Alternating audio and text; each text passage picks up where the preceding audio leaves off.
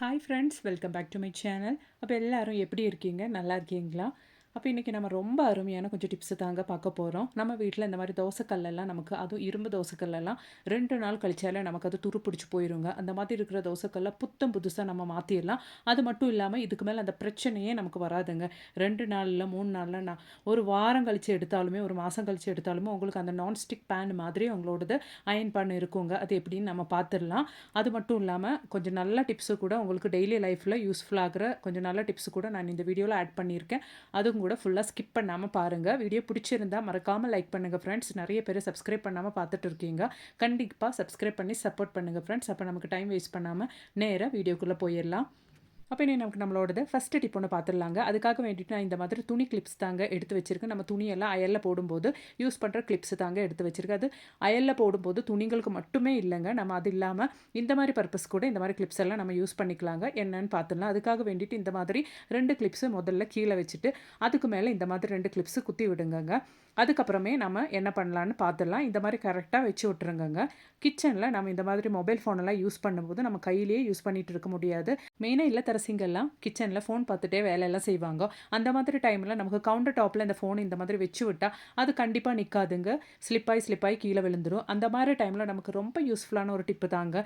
இந்த மாதிரி நீங்கள் ஃபோன் எடுத்து நம்ம ரெடி பண்ண அந்த ஒரு மொபைல் ஸ்டாண்டு, அதாவது நம்ம கிளிப்பில் ரெடி பண்ண அந்த ஸ்டாண்டு மேலே வச்சுட்டிங்கன்னா எவ்வளோ நேரத்துக்கு வேணாலும் உங்களுக்கு பிடிச்ச வீடியோஸ் எல்லாம் பார்த்து ரசிச்சுட்டே உங்களுக்கு வேலையை பார்த்துடலாங்க. பாருங்கள் எவ்வளோ கிளியராக நமக்கு வீடியோஸ் தெரியும். வீடியோ சேஞ்ச் பண்ணுறதுக்கும் எல்லாத்துக்குமே நமக்கு ஈஸியாக முடியுங்க. நல்ல ஒரு மொபைல் ஸ்டாண்டாகவே நமக்கு இந்த ஒரு துணி கிளிப்பு யூஸ் பண்ணிடலாங்க. கண்டிப்பாக இந்த டிப்பு நீங்கள் ட்ரை பண்ணி பாருங்கள். இந்த டிப்பு உங்களுக்கு பிடிச்சிருந்தா மறக்காமல் வீடியோக்கு ஒன்று லைக் பண்ணி சப்போர்ட் பண்ணுங்கள் ஃப்ரெண்ட்ஸ். அப்போ இனி நமக்கு நம்மளோடது அடுத்த டிப் ஒன்று பார்த்துடலாங்க. அதுக்காக வேண்டிட்டு நான் இந்த மாதிரி ஒரு பாத்திரம் தாங்க எடுத்து வச்சுருக்கேன். அதுக்குள்ளே நான் ஒரு 1/4 டீஸ்பூன் அளவுக்கு கோல்கேட் போட்டு விடுறேங்க. இந்த மாதிரி பர்பஸ்க்கெல்லாம் நீங்கள் இந்த மாதிரி யூஸ் அண்ட் த்ரோ பாத்திரமே எடுங்க. நல்ல ஒரு க்ளீனிங் சொல்யூஷன் தாங்க நம்ம இங்கே ரெடி பண்ண போகிறோம். அதுக்காக வேண்டிட்டு நான் ஒரு 1/4 கிளாஸ் வாட்டர் நான் அந்த கோல்கேட்டுக்கு மேலே ஊற்றி விடுறேன். அதுக்கப்புறமேட்டு நமக்கு நல்லா அந்த கோல்கேட்டும் அந்த தண்ணியும் நல்லாவே மிக்ஸ் பண்ணி விடலாங்க. கொஞ்சம் சூடாகவே தண்ணி எடுத்துட்டிங்கன்னா சீக்கிரமாகவே அந்த கோல்கேட்டும் தண்ணியும் சீக்கிரமாகவே டைலூட் ஆயிருங்க. அந்த தண்ணிக்குள்ளே அந்த கோல்கேட்டு ஈஸியாக மிக்ஸ் ஆயிருங்க. கொஞ்சம் சூடாக நீங்கள் தண்ணி எடுத்துட்டிங்கன்னா பாருங்கள், நான் ஈஸியாகவே மிக்ஸ் பண்ணி எடுத்துட்டேன். ஃபோர்க் எடுத்துட்டிங்கன்னா கூட ஈஸியாக உங்களுக்கு அது மிக்ஸ் ஆகி கிடைக்கும். அதுக்கப்புறமேட்டு நம்ம ஆட் பண்ண போகிறது ஒரு 1/4 டீஸ்பூன் அளவுக்கு பேக்கிங் சோடா தானுங்க.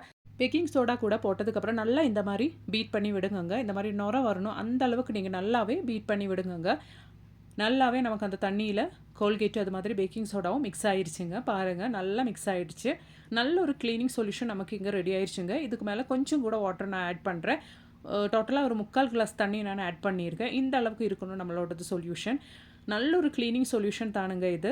பார்த்துடலாம். நமக்கு அதுக்கு முன்னாடி இந்த ஒரு சொல்யூஷன் நமக்கு ஒரு பாட்டிலுக்கு ஒரு இந்த மாதிரி ஒரு ஸ்ப்ரே பாட்டில் நம்ம வீட்டில் எல்லார் வீட்டிலும் இருக்கும். அப்படி இல்லைன்னா ஒரு பழைய பாட்டில் கூட நீங்கள் அந்த பாட்டில் மூடியில் ஹோல்ஸ் போட்டு யூஸ் பண்ணிக்கலாம். நான் பழைய ஒரு ஸ்ப்ரே பாட்டில் தாங்க யூஸ் பண்ணியிருக்கேன்.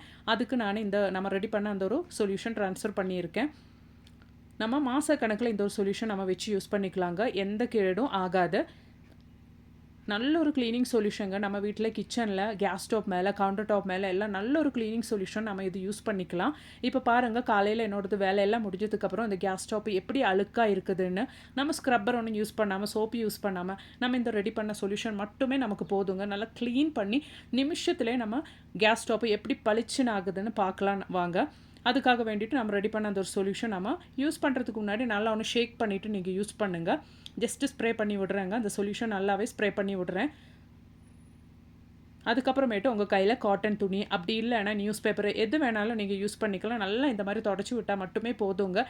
ஈஸியாகவே நமக்கு கேஸ் ஸ்டோப்பு நல்லா க்ளீனாகவே கிடச்சிருங்க. பாருங்கள், ஜஸ்ட்டு நீங்கள் இந்த மாதிரி காட்டன் துணி அப்படி இல்லைன்னா உங்கள் கையில் இருக்கிற நியூஸ் பேப்பர் எதுவாக இருந்தாலும் போதுங்க. நல்லாவே இந்த மாதிரி நீங்கள் தொடச்சிடுங்க. பாருங்கள், ஈஸியாகவே அந்த ஸ்டெயின் எல்லாம் நமக்கு ரிமூவ் ஆகி கிடைக்குதுங்க. குக்கிங் ஆயில் ஸ்டெயின், நம்ம குக் பண்ணும்போது கீழே சிந்தின ஸ்டெயின்ஸ் எல்லாமே நமக்கு ஈஸியாகவே க்ளீன் ஆயிடுச்சு. பாருங்கள், இதுக்கு முன்னாடி நீங்கள் கேஸ் ஸ்டவ் பார்த்ததுக்கும் இப்போ கேஸ் ஸ்டவ் பார்க்குறதுக்கும் எவ்வளோ வித்தியாசம் இருக்குன்னு பாருங்கள். நொடியில் நம்ம கேஸ் ஸ்டவ்வு நமக்கு க்ளீன் ஆயிடுச்சுங்க. இதே சொல்யூஷன் நீங்கள் யூஸ் பண்ணி கேஸ் ஸ்டவ்வு, கவுண்டர் டாப்பு அது மட்டுமே இல்லாமல் கிச்சன் சிங்க்கு கூட நீங்கள் க்ளீன் பண்ணிக்கலாங்க. இந்த மாதிரி சொல்யூஷன் நம்ம ரெடி பண்ணி நம்ம gas stove, counter top, kitchen sink எல்லாம் நம்ம க்ளீன் பண்ணும்போது நமக்கு ஒரு அட்வான்டேஜ் என்னென்னா, நமக்கு தெரியாமல் வர அந்த பல்லி கரப்பான் தொல்லையெல்லாம் நமக்கு இருக்கவே இருக்காதுங்க. நைட்டு நம்ம தூங்குகிற டைமில் நம்ம ஃபுட்லெல்லாம் இந்த மாதிரி பல்லி கரப்பான் தொல்லையெல்லாம் இருக்காமல் இருக்கிறதுக்கு ஒரு அருமையான சொல்யூஷனுங்க. கண்டிப்பாக ட்ரை பண்ணுங்கள். அப்போ இனி நமக்கு நம்மளோடது அடுத்த டிப் ஒன்று பார்த்துடலாங்க. இந்த மாதிரி தோசை பேனு அதுவும் அயர்ன் பேனாக இருந்தால் நம்ம 2 நாளுக்கு அப்புறம் எடுத்தாலே இந்த மாதிரி ஃபுல்லாக துரு பிடிச்சிருங்க.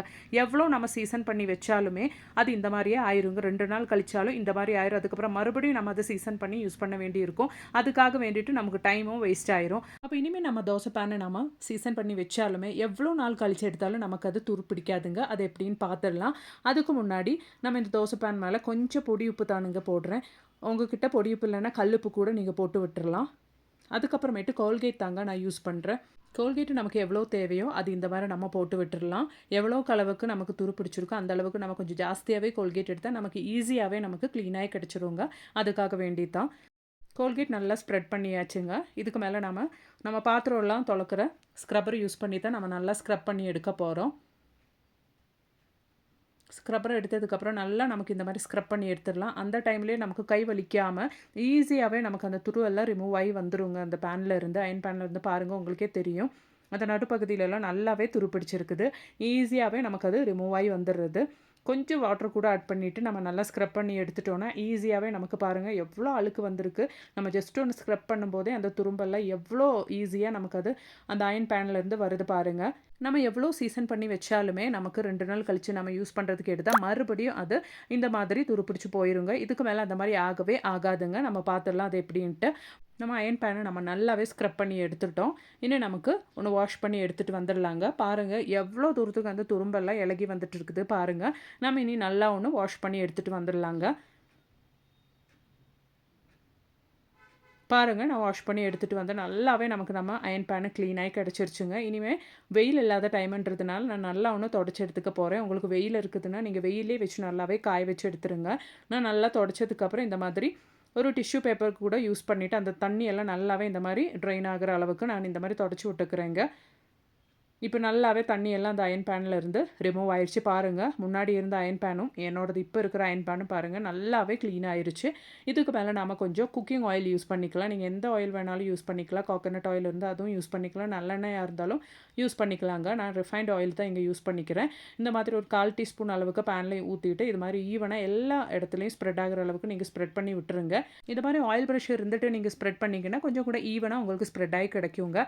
பாருங்கள் நல்லாமே நம்மளோட தோசை பேனு நல்ல ஒரு அயன் பேனை நமக்கு இப்போ நான்ஸ்டிக் மாதிரியே நம்ம சீசன் பண்ணி எடுத்துட்டோம். நம்ம இது இப்போ இப்படியே வச்சா 2 நாள் கழிச்சு எடுத்துட்டிங்கன்னா மறுபடியும் அது துருப்பிடிக்கிறதுக்கு ரொம்பவே சான்சஸ் இருக்குங்க. அதனால் நம்ம இப்படியே நம்ம அயன் பேனை வைக்க போகிறது கிடையாது.